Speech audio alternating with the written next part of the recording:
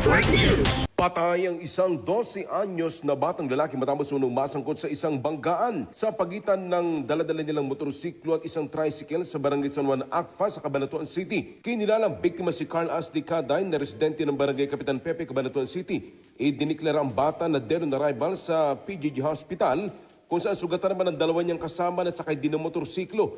Batay sa pahayag ni Mr. Jomar Caday, 34 anyos na ama ng biktima, binabaybay umano ng motorsiklo ng kanyang anak ang outer lane ng kalsada patungo sa hilagang direksyon ng bigla umanong mag-U-turn ang isang tricycle at maagaw ang kabilang linya kung saan na nauwi sa salpukan. Kinilala ng pulisya ang driver ng tricycle na si George, 45 anyos na residente naman ng San Mariano sa bayan ng Santa Rosa.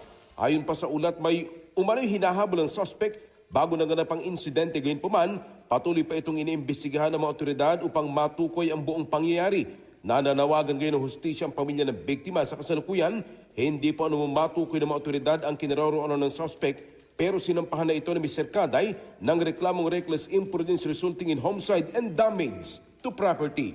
Kasama mo sa RMN Nueva Ecija, Radyo Man Ace Blanca, Tatak RMN. RMN Network News.